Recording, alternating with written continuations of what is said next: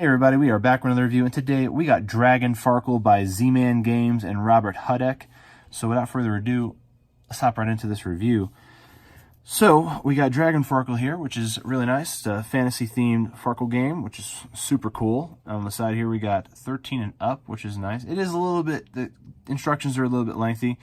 It's a 30-minute game for sure. 2 to 5 players.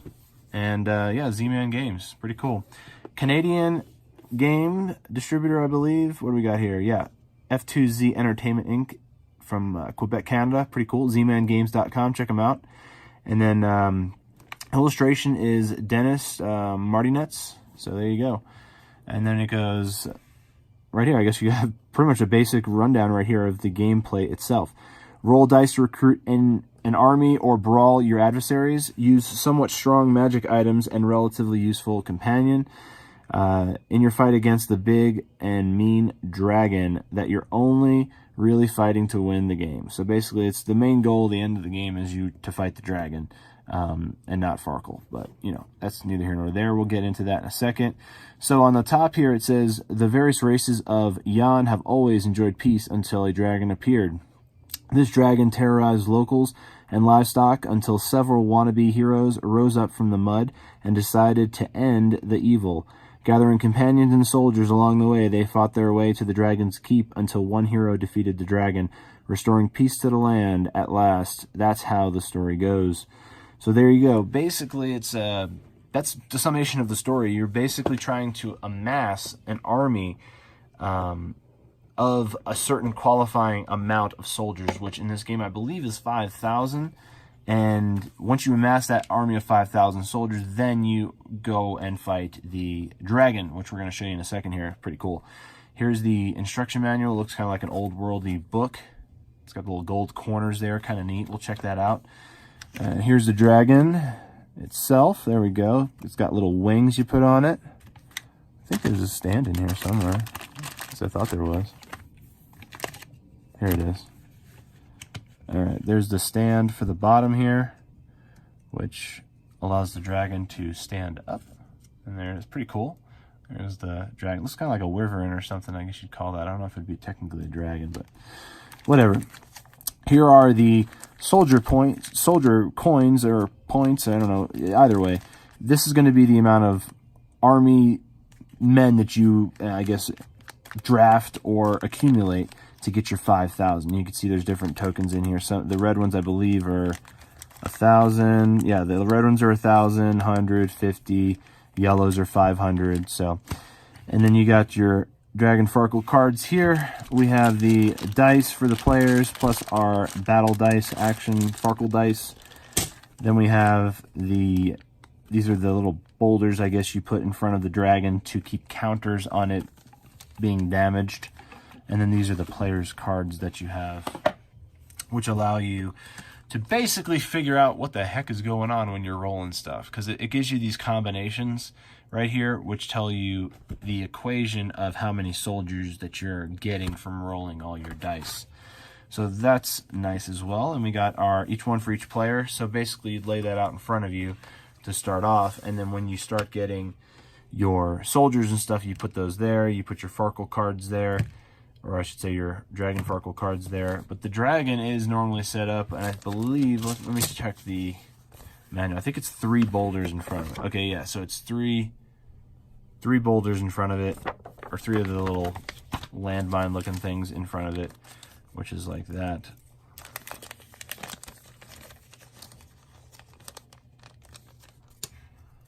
And they all have like little damage marks, I guess, or like blood or something.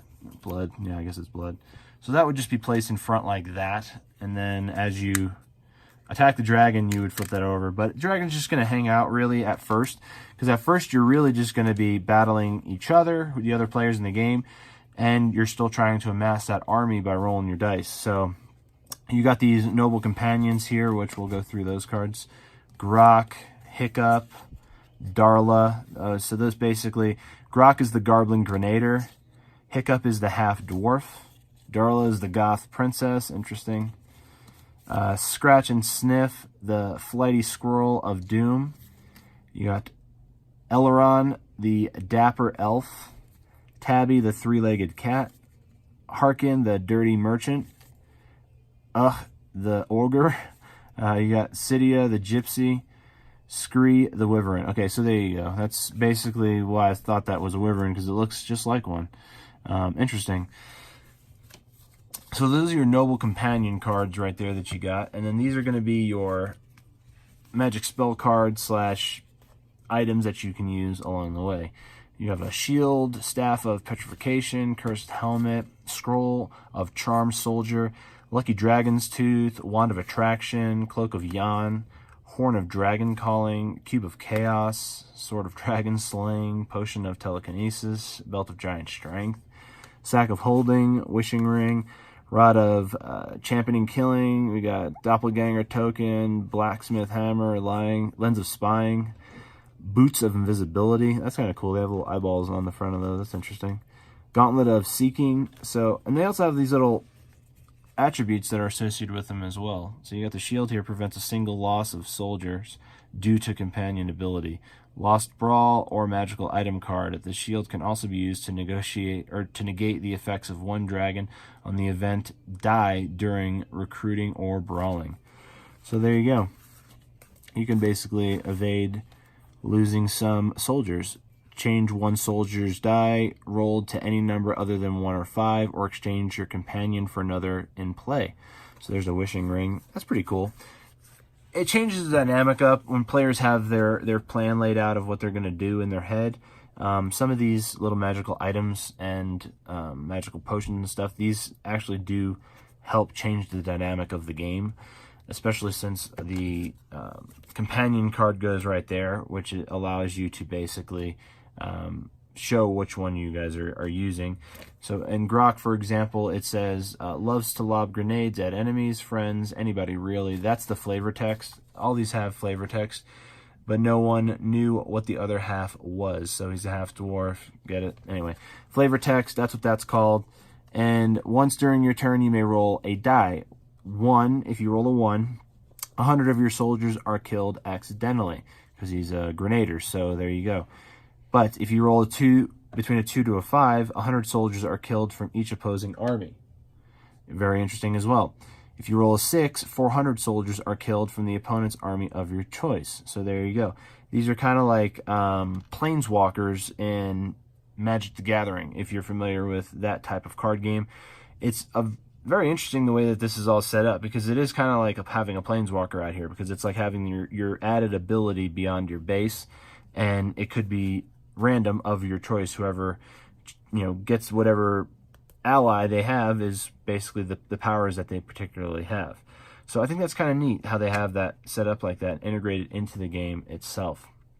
And I do think this is like one thing that Magic kind of didn't have in their particular game itself. It's just cards, which is nice, but you would have thought they would have done some little more expansion sets with like figurines or some kind of Warhammer type of situation. I thought that would have kind of been cool. They had token figurines, but that's about as far as it went. They just were tokens that were represented in figurine form. So anyway, that's neither here nor there. This game is Dragon Farkle, and it's pretty cool. So again, you're basically rolling your dice, and then you have this dragon dice right here. And when you have no more dice left, and you end up rolling a blank side of this dice, this action dice, you end up farkling, and that's basically when you start losing your soldiers. So this is there has your dragon on one side of the dice, or on the die, I should say, and there's 2 crossed axes right there. Look at that. That's pretty cool. And it's got like a little bit of a texture on the inside, which is neat. But yeah, the blank sides on here is basically, let me see, I need a little bit of a refresher on this. It's been a while since I've looked at this game. Okay, the blank side with the scoring dice, check the soldier table and set aside all scoring dice. Lose the number of soldiers from any army back to the stockpile due to the fruitless sacrifice, and continue your turn. So basically you're trying to get either the dragon or the rally side. Either one of those is basically going to get you a desired effect when you're actually playing against other players. Like, here's for example, the blank side appears, there's no effect, score the roll as normal, just another day in Yan. But when you're playing against a dragon, which is the page I just turned to, which ignore that. If you roll a dragon normally during play, Set aside all scoring dice, but do not set aside any soldier tokens. And the dragon basically eats any soldiers you would have gained from that roll. So the dragon basically eliminates your soldiers that you got that roll during gameplay. But if you get the crossed axes, that basically is the rally side with the scoring dice, and that will rally for your cause, allowing you to choose from the following rewards. Double the value of all scoring dice for that roll, draw a magical item from the deck. That's pretty cool that they give you, it's like, and they're on the exact opposite sides of the dice. So it's a negative and a positive effect on either side of the dice. And then here's a flow of how the rolls work and how you can lose dice if you roll a dragon, or if you roll a blank dice when you have no dice to score, you Farkle.